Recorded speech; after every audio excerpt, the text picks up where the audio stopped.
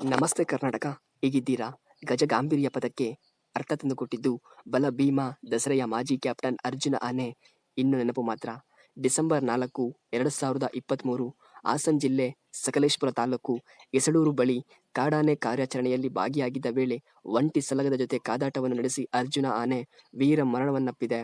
64 ವರ್ಷದಲ್ಲೂ 24ರ ಚಿರು ಯುವಕನಂತಿದ್ದ ಅರ್ಜುನ ಆನೆ ಇನ್ನು ನೆನಪು ಮಾತ್ರ. ಹಾಗಾದ್ರೆ ಸ್ನೇಹಿತರೆ, ಅರ್ಜುನ ಆನೆಯ ಸಂಪೂರ್ಣ ಮಾಹಿತಿಯನ್ನು ವಿಸ್ತಾರವಾಗಿ ತಿಳಿದುಕೊಳ್ಳೋಣ. ಸೊ ಬನ್ನಿ ವಿಡಿಯೋನ ಶುರು ಮಾಡೋಣ. ಅದು 1968ರ ಕಾಲಘಟ್ಟ. ಕಾಡು ಹೇರಳವಾಗಿ ಹಸಿರಿನಿಂದ ಕಂಗೊಳಿಸುತ್ತಿತ್ತು. ಕಾಕನಕೋಟೆ ಅರಣ್ಯ ಪ್ರದೇಶದ ಹೆಸರು ಕೇಳಿದರೆ ಮೈ ನಡುಗುತ್ತಿತ್ತು. ಕಾಕನಕೋಟೆ ಕಾಡಾನೆಗಳ ಬೃಹತ್ ಸಾಮ್ರಾಜ್ಯ. ಇಂತಹ ಕಾಡಾನೆಗಳ ಸಾಮ್ರಾಜ್ಯದಲ್ಲಿ ಹಳ್ಳಕ್ಕೆ ಬಿದ್ದವನೇ ಅರ್ಜುನ ಆನೆ. ಕಾಕನಕೋಟೆ ಅರಣ್ಯ ಪ್ರದೇಶದಲ್ಲಿ ಆನೆ ಸೆರೆ ಹಿಡಿಯಲು ಸಿಬ್ಬಂದಿ ಹಳ್ಳವನ್ನು ತೋಡಿದ್ದರು. ಆ ಹಳ್ಳಕ್ಕೆ ಆನೆಯೊಂದು ಬಿದ್ದಿತ್ತು. ಸುಮಾರು 10 ವರ್ಷ ವಯಸ್ಸಿನ ಆನೆ. ಆ ಆನೆಯನ್ನು ನೋಡಿದ ತಕ್ಷಣ ಸಿಬ್ಬಂದಿಗೆ ರೋಮಾಂಚನ. ಯಾಕಂದರೆ ಅದರ ರೂಪ ಆ ರೀತಿ ಇತ್ತು. ಆ ಆನೆ ನೋಡಿದರೆ ಆನೆ ಅಂದರೆ ಹೀಗಿರಬೇಕು ಅನಿಸುವಂತಿತ್ತು. ಅದರ ಮುಖ, ಲಕ್ಷಣ, ಎತ್ತರ, ಹಾವಭಾವ ನೋಡಿಯೇ ಅದಕ್ಕೆ ಅರ್ಜುನ ಅಂತ ಹೆಸರನ್ನು ಇಡಲಾಯಿತು. ಅರ್ಜುನನ ಸೆರೆ ಸಿಕ್ಕಾಗ ಮಹಾ ಕೋಪಿಷ್ಠನಾಗಿದ್ದ. ಆತನನ್ನು ಪಳಗಿಸುವುದೇ ದೊಡ್ಡ ತಲೆನೋವಾಗಿತ್ತು. ಅರ್ಜುನ ಆರಂಭದಲ್ಲಿ ಸಾಕಷ್ಟು ಒರಟನಾಗಿದ್ದ. ಕೇವಲ 10 ವರ್ಷ ವಯಸ್ಸಿನ ಚಿರು ಯುವಕ. ಆತನ ಹತ್ತಿರ ಹೋಗಲು ಎಲ್ಲರೂ ಹೆದರುತ್ತಿದ್ದರು. ಆಗ ಅರ್ಜುನ ಆನೆಯ ಜೊತೆಯಾದವನೇ ಮಾವುತ ಕೂಸ. ಮಾವುತ ಕೂಸನ ಜೊತೆ ಅರ್ಜುನ ಹೊಂದಿಕೊಂಡರೂ ಆತನ ಸ್ವಭಾವ ಬದಲಾಗಿರಲಿಲ್ಲ. ಅರ್ಜುನ ಒರಟನಾಗಿಯೇ ಇದ್ದ. ಆತನಲ್ಲಿ ಮಹತ್ವದ ಬದಲಾವಣೆ ತಂದಿದ್ದು ಮಾವುತ ದೊಡ್ಡಮಾಸ್ತಿ. ದೊಡ್ಡಮಾಸ್ತಿ ಸಹ ದೊಡ್ಡ ಆಳು, ಎತ್ತರ, ನೀಳಕಾಯ, ದೊಡ್ಡ ಮೀಸೆ. ದೊಡ್ಡಮಾಸ್ತಿ ಅರ್ಜುನನಿಗೆ ಜೊತೆಯಾದ ನಂತರ ಆತನ ಸ್ವಭಾವದಲ್ಲಿ ತುಂಬಾ ಬದಲಾವಣೆಯಾಯಿತು. ಅರ್ಜುನ ಆನೆ ಸಾಧುವಾದ ಎಲ್ಲ ಆನೆಗಳಂತೆ ವಿಧೇಯನಾದನು. ಸಾಮಾನ್ಯವಾಗಿ ಈ ಹಿಂದೆ ಯಾವುದೇ ಆನೆ ಹಳ್ಳಕ್ಕೆ ಬಿದ್ದರೂ ಇದು ದಸರಾ ಆನೆ ಆಗುತ್ತಾ, ದಸರೆಗೆ ಸರಿಯಾಗುತ್ತಾ ಅಂತಲೇ ಎಲ್ಲರೂ ಯೋಚನೆ ಮಾಡುತ್ತಾರೆ. ವಿಶ್ವವಿಖ್ಯಾತ ಮೈಸೂರು ದಸರೆಗೆ ಆನೆಯನ್ನು ಸಿದ್ಧಪಡಿಸುತ್ತಿದ್ದರು. ಆದರೆ ಅರ್ಜುನನಿಗೆ ತಯಾರು ಮಾಡುವ ಅವಶ್ಯಕತೆಯೇ ಇರಲಿಲ್ಲ. ದಸರೆಯಲ್ಲಿ ಭಾಗವಹಿಸುವ ಎಲ್ಲ ಕಳೆ ಅರ್ಜುನ ಆನೆಯಲ್ಲಿತ್ತು. ಆ ಕಾರಣಕ್ಕೆ ಅರ್ಜುನ ಆನೆ ವಿಶ್ವವಿಖ್ಯಾತ ಮೈಸೂರು ದಸರೆಯಲ್ಲಿ ಭಾಗಿಯಾದ. 36 ವರ್ಷ ವಯಸ್ಸಿನಿಂದಾಗಿದ್ದಲೇ ಒಮ್ಮೆ ಅರ್ಜುನ ಆನೆಗೆ ಚಿನ್ನದ ಅಂಬಾರಿ ಹೊರುವ ಅವಕಾಶವೂ ದೊರಕಿತು. ನಂತರ ಅರ್ಜುನ ಆನೆಗೆ ದಸರೆಯಲ್ಲಿ ಭಾಗವಹಿಸುವ ಅವಕಾಶ ಸಿಕ್ಕಿತು. ಬಲರಾಮ ಆನೆ ನಂತರ ಅರ್ಜುನ ಆನೆಗೆ ಅಂಬಾರಿ ಹೊರುವ ಜವಾಬ್ದಾರಿ ನೀಡಲಾಯಿತು. ಅರ್ಜುನ ಒಟ್ಟು 8 ಬಾರಿ ಚಿನ್ನದ ಅಂಬಾರಿ ಹೊತ್ತು ಸಾಗುವ ಜವಾಬ್ದಾರಿಯನ್ನು ಅತ್ಯಂತ ಯಶಸ್ವಿಯಾಗಿ ನಿಭಾಯಿಸಿ ಸೈ ಎನಿಸಿಕೊಂಡ.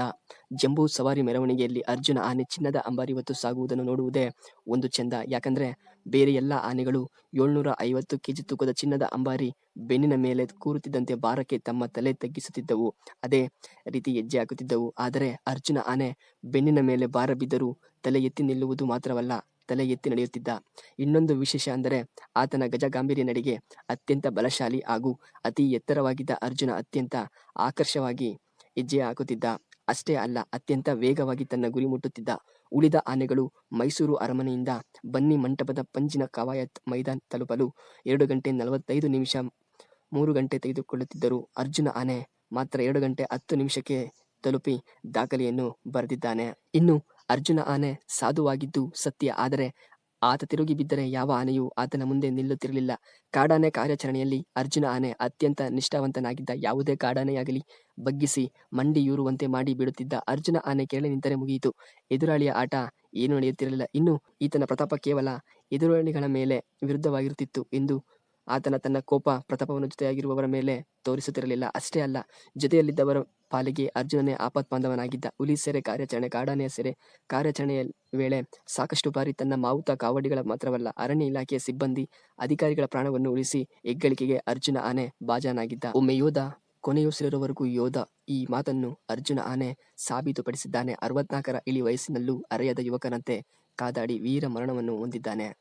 ಅಷ್ಟೇ ಅಲ್ಲದೆ ತನ್ನ ಪ್ರಾಣ ಬಲಿಕೊಟ್ಟು 3 ಆನೆಗಳು, ಮಾವುತರು, ಕಾವಾಡಿಗಳು ಹಾಗೂ ಅರಣ್ಯ ಇಲಾಖೆಯ ಸಿಬ್ಬಂದಿಗಳ ಪ್ರಾಣ ಉಳಿಸಿದ್ದಾನೆ. ಈ ಮೂಲಕ ಅರ್ಜುನ ಆನೆ ಸಾವಿನಲ್ಲೂ ಸಾರ್ಥಕ ಮೆರೆದ ಹುತಾತ್ಮನಾಗಿದ್ದಾನೆ.